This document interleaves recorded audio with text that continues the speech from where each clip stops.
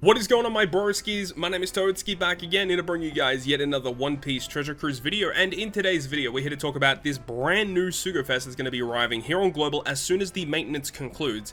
Now, when the maintenance does conclude, there's going to be a lot of Sugo-Fests being active.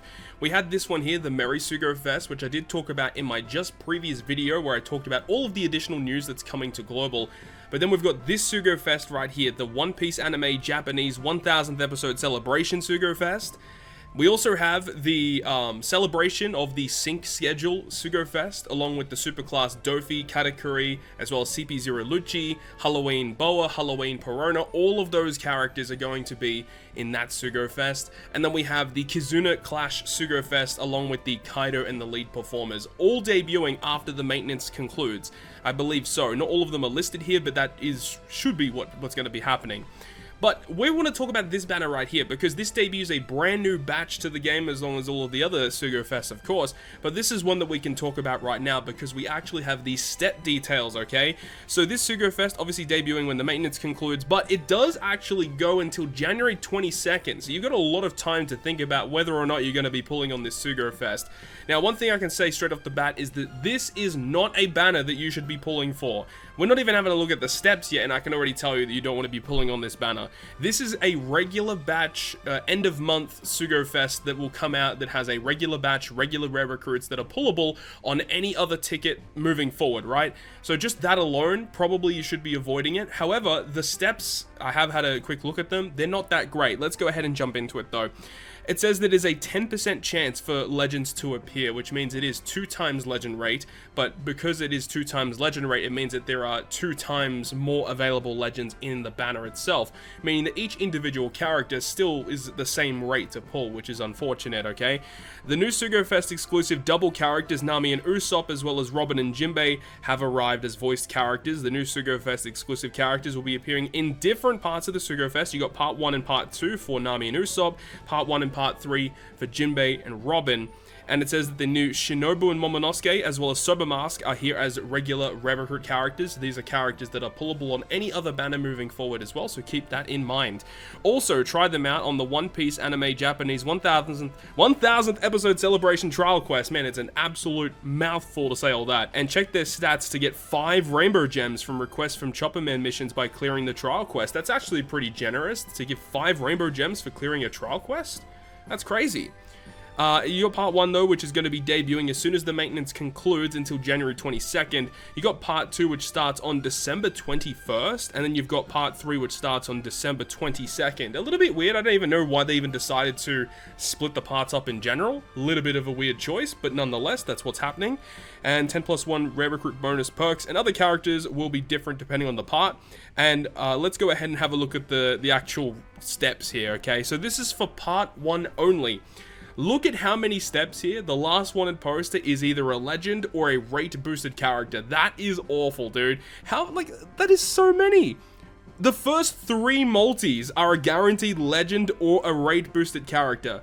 And it doesn't even mention that any of them are discounted either. Like, the first 3 steps as that, already, you should not be pulling on this banner. Like, how awful can it get, right? It's so bad. Then you've got like the 4th, 10th, 18th, and 23rd is just a guaranteed legend, so pretty lame. Then you've got the 8th multi, which is a limited pool legend. It's good, but 8 multis for a limited legend on a banner like this, yeah, you don't need to worry about it, man. 12th, 15th, 20th, 25th is a super limited pool, okay?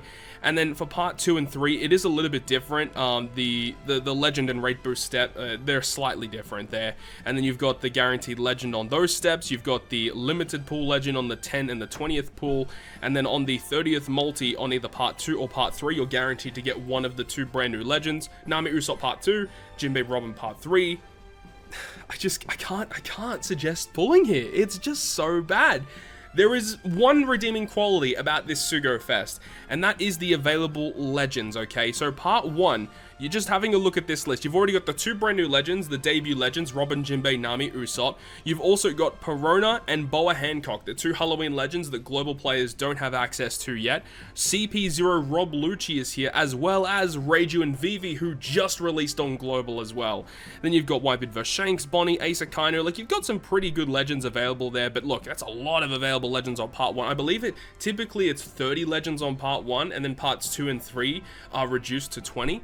So for part 2, you've got Nami Usopp, and then you've got Super Class Doflamingo, as well as Peruna, Vivi, Whitebeard vs Shanks, Asa Kainu, you know, all those goodies. And then on part 3, you've got Robin and Jinbe, you've got Super Class Katakuri, you've got Halloween Boa Hancock, CP0 Lucci, Reiju, Jewelry Bonnet, etc. Like, the legend pools do seem really, really good, but at the same time, we know that the Kaido banner is going to be out there, and he's going to be awesome to be pulling for, as well as the New Year's Sugo-Fest, which is going to be coming like in like a week's time, if that, right? In a week's time. So we're very much looking forward to that, okay? So keep that in mind.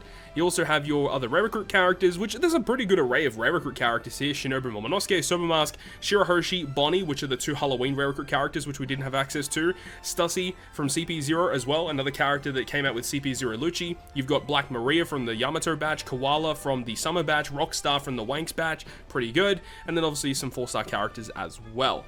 So overall, just the Sugo-Fest as a whole, like the available characters in there are good, but the steps are not enticing enough or warrant you to be pulling at all. The risk is way too high considering we are so close to the biggest celebration of the entire year. But now that we've gone through all of that, talking about the Sugo-Fest in general, highly advised to avoid it. But I want to actually take this time to talk about all of these new characters that are debuting in this Sugo-Fest, just so you guys know what's going on, okay? Let's go ahead and jump over to the database and have a look at them. Alright, so we're over here now on the database. So we have the brand new batch, Nami Usopp, Robin and Jinbe, and then the 2 rare recruit characters, Sobermask and Shinobu. So let's go ahead and break down these rare recruits, because when they initially released on Japan, I don't think I talked about these rare recruits at all. So the artwork for Sobermask actually looks really good, but let's have a look at him. He's a strength fighter cerebral, and his captain effect is pretty bad. He makes recovery beneficial as a crewmate, which is actually really good. And a 13-turn cooldown after limit break. It reduces Bind and Despair by 2 turns, boosts the attack of all characters by 2 times for 1 turn, and adds 0.5 to the chain multiplier for 1 turn. It's okay, like, it's not a bad special, but the problem is that the utility is just pretty bland. Like, 2 turns of Bind and Despair, I don't know, man. I mean, the 2 times attack and the chain boost, like, that's a lot of damage that you can get from one rare recruit with 1 activation, and he is a Sanji unit at the end of the day, so there are some good key supports that could help you in your quest. But at the end of the day, like, most rare recruits are kind of there just for the utility in a lot of cases, but this doesn't really help out too much. He has Enrage, he has Slot Bind Reduction, so he doesn't even have like double special or anything like that, which is, you know, would have been interesting. He has a support to Nami and Robin. If you're inflicted with Bind or Despair, boost the attack of all characters by 1.5 for 1 turn. That's an interesting support, but I don't know if it's super good. I mean, there might be some niche uses for this for sure, but I don't know, man. This Sanji character, a little underwhelming in my eyes, especially for a character releasing at the end of 2021. The next rare recruit of the batch is the Shinobu and Momonosuke character, so just note that it is counted as 2 characters in one. It is not a dual unit, but the fact that it does have Momonosuke in this means that you get access to Momo's support characters, right? Which is good. Like, Momo actually has some decent support, so that's great to hear. So we've got a Dex Cerebral Shooter character. Captain ability is bad. Reduces blindness by 3 turns. Like, that's a cool crewmate effect, but the fact is like 3 turns is like nothing. It's in my opinion, it should be just 5 turns or nothing at all. That's just it's a pretty bland crewmate effect. Sometimes it can be useful, not super useful in a lot of cases though. 13-turn cooldown as well. Reduces resilience by 6. Locks orbs for 1 turn. Amplifies orbs of Shooter and Cerebral by 1.75. If during that turn you hit 4 perfects, it gives you a 1.75 times orb boost in the following turn, and then after 3 turns, amplifies the effects of orbs of Shooter and Cerebral by 2 times for 1 turn. So if I understand this correctly, upon activating, you get the orb boost, and then you get the perfect buff, and then I wonder when this clock buff activates, because if it says after 3 turns, it means it's a clock buff. Now, does that clock buff activate upon activation, or does that activate after you hit 4 perfects? Because that really does make a big difference. If I had to take a stab at it, I would guess that it's going to be the clock buff will stay active as soon as you activate the special, because there is a full stop here, meaning that this is like an additional effect that's activating upon activation. That's what I think it's going to be. But honestly, it's just fine. I mean, all blocking specials are pretty useful to have, no doubt. 6-turn resilience removal is definitely the most disappointing thing here, because again, when do you need to remove 6 turns of resilience? And again, in a lot of cases, you can either use end of turn damage or poison to just get around it. Or if you really need to do it, you could literally like have a way to tank a hit and then just kill them with a special or something else on the next turn, right? So in my opinion, 6 turns of resilience removal, a little too niche for my liking. I mean, obviously there was an event surrounding these characters and these characters would be useful for that. Not a big fan of this character, honestly. We have pinch healing and barrier penetration. I mean, barrier penetration is one of the best potential abilities in the game, so I guess that's okay. But again, most rare recruits are only at 50%. I have to be above 50% health in order to get that, so that's a little annoying. And then only a stat boosting support. So yeah, I don't know. I really don't see much use for this character, honestly. Let's start talking about the Sugo-Fest exclusives here. Remember, these are classified as regular generic Sugo-Fest exclusives, meaning that you'll be able to pull these characters from any regular ticket moving forward, okay? So here we have Robin and Jinbe. Now, Robin and Jinbe are actually pretty good. I think a lot of people underrate this character, but I think this character is going to be very, very good moving forward. The good thing about him is they're classified as a fighter and a cerebral for every unit, either the Robin, the Jinbe, or the dual form. Robin is Dex and Jinbe is Int, if I remember correctly, and then we also have their captain ability. So the first captain ability, which I believe is Robin, boosts the attack of fighter and cerebral by 4.5, 1.5 health, 1.3 recovery, Dex and Int are matching for fighter and cerebral, and at the start of the fight applies the following buff: reduce any damage received above 10,000 by 60% for 99 turns. This is a really weird effect, this reducing damage at the start of the quest, because like it doesn't actually reduce that damage by that much. It means, what this means is if you get dealt 20,000 damage, you still take the first 10,000, and then the leftover damage is reduced by 60%. So you still take like, what is it, like 14,000 damage, whatever it is. It's not super useful, in my opinion, but at least it's something, right? I mean, you can stack this with other damage reducing effects, which is cool at least. But then you've got Jinbe. So Jinbe is essentially the exact same captain, except that instead of providing the 1.3 recovery boost, he gives you the 10% damage reduction instead, which I think, I mean, it depends on the situation. If you do get those recovery slots, the 1.3 recovery is no joke. If you have double Robin up and you're getting the recovery slots, you're going to be healing for a crazy amount.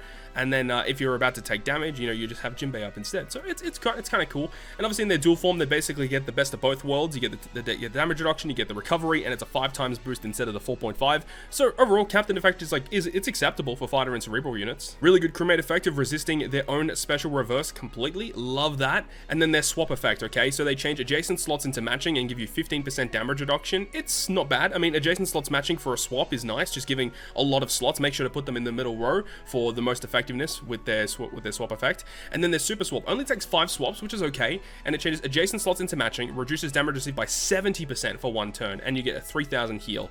It's a pretty boring switch effect, unfortunately, because this really should have been like change all slots into matching and then a 70% damage reduction, probably even a 90% damage reduction would have been better. The 3000 heal is, again, like pretty mediocre. I mean, look, there might be instances where you use this guy and you just use that super swap and it literally will save your ass in some content, I'm sure of it. But honestly, this doesn't excite me. It's a pretty boring switch effect.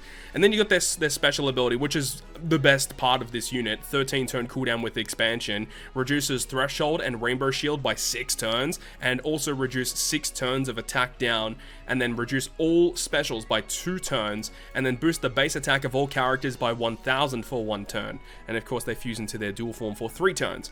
This is a great ability. The fact that you have so much utility going on here, plus you have the ability of you can use them as a sub, which this unit is definitely built to be used as a sub, to reduce the cooldowns of the characters, and then you can use their special to reduce all characters' specials by 2 turns. So you can get around special reverse by 2, have great utility, and a 1000 base attack boost, which you gotta respect it, man. You gotta respect the 1000 base attack boost. That is a lot of damage you're adding to your characters. And then you've got the dual form for 3 turns. So pretty good across the board there. What do they have for their potential abilities? Pinch healing, which makes sense. Enraged, okay. And also Shipbind, which, okay, kind of makes sense too. Not the greatest potential abilities, but it's fine.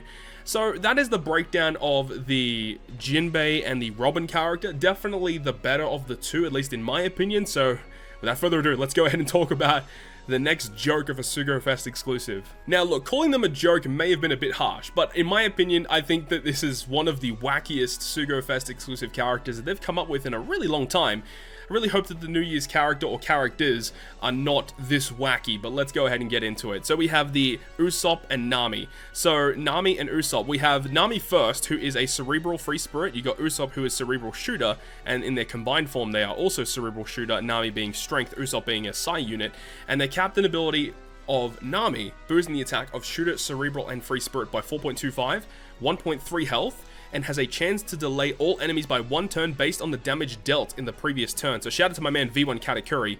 You got Usopp here, who is pretty much the same kind of unit, but it is a less multiplier, 3.75 times instead of the 4.25, and then also gives you an additional effect of if you have a delayed enemy, you actually get an additional 1.2 times damage against them. So that can multiply pretty quickly if you're able to delay the enemy, and then also has the chance to delay based on the damage dealt. If you do become their dual form, it is a bit different, being a 4.25 plus that 1.25 multiplier being added here. Well, it's not an addition, it's actually multiplicative. So it's a 4.25 multiplied by 1.2 if there is a delayed enemy. And at the beginning of each stage, increases the attack timer of all enemies by 1 turn. So this is the thing. Their captain effect is just so bad.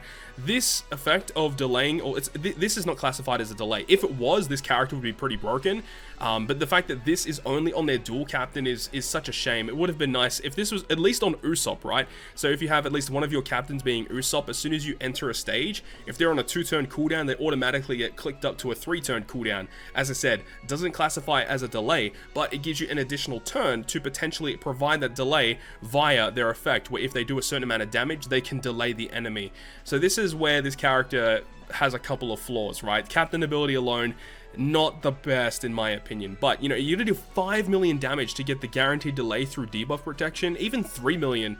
You even got V1 Katakuri, who only need, with the expansion, V1 Katakuri only needs to reach 1.5 million, which you don't even need to activate any special ability to do that. That's pretty easy to fulfill with a character like V1 Katakuri. So again, pretty disappointing. Just captain ability is just so bad. But then you got the crewmate effect of making tandem slots beneficial, which is good. That's fine. That's a really nice effect to have.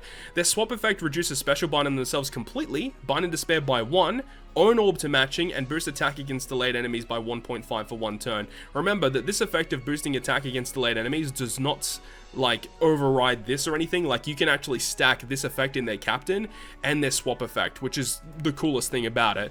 And then their super swap, only 4 swaps, so very respectable. Silence completely, bind and despair by 2 turns, own orb and adjacent slots into matching, and then boost attack against delayed enemies by 2 times for 1 turn. Super swap is very good. Great utility, lots of matching slots, and the delayed conditional boost. Pretty good, honestly. And then you've got their special ability. Paralyzes all enemies for 5 turns. This is a new gimmick. We'll talk about that in a moment. Delays all enemies for 2 turns. Reduces paralysis and special bind by 6. Really good. Boosts color affinity of shooter and cerebral by 2.25 for 1 turn. They become the dual unit for 3 turns. And if your crew has a delayed attack boost or a delayed conditional boost, increases the effect of that delayed attack boost by plus 0.3. So let's talk about this. We've got the paralysis effect. New kind of gimmick, just says that a 75% chance that the enemy does not attack you. Basically, that's what it is, right? The fact that it's RNG is what I don't like. Really don't like that at all, but let's continue. It does have the inherent delay when you activate the special, which I do like, meaning that you're not having to require to use the captain effect to give you that delay, or you don't have to bring another character to give you that delay. Just if the enemy is able to be delayed, you're able to get all of the best benefits of this unit, which I do like at least. Also, reducing paralysis and special bind by 6, whilst also having their switch effect to completely resist their own special bind is really good. Boosting color affinity of 2.25 for those 2 classes, that's also pretty bad. I mean, color affinity, I've said it before, is one of the worst boosting effects you can have on your crew. And the fact that they do it for only 2 classes, considering their captain effect also has free spirit boosters in it, don't like that at all. And then you've also got the additive effect to your attack boost if you're against delayed enemies. This is actually pretty good because you can use their effect of their super swap to get a 2.3 conditional boost. Then you'll have like a really strong captain effect if they're delayed as well, and you just do a lot of damage. But it's so gimmicky. Just why would you bother running this unit when there's so many other better units you could be using? Look, this could be me being super ignorant, but honestly, not a fan of this unit at all. Don't really care about this unit. it is what it is, right? But let's have a look at their other effects. They do have barrier penetration, so that's great. They've got recovery bind and slot bind. Okay, at least their potential abilities are very good. You got to respect that. Good potential abilities, but man, they could have done a lot more for this unit. Super unfortunate. But that is going to wrap up this video today, guys. Thank you very much for watching this one. And if you guys did enjoy the video, make sure to go ahead and leave a like. And if you want to stay up to date with all of the content that I post on my channel, including more One Piece Treasure Cruise content, make sure to hit the subscribe button down below. But other than that, guys, I'll see you guys within the next video.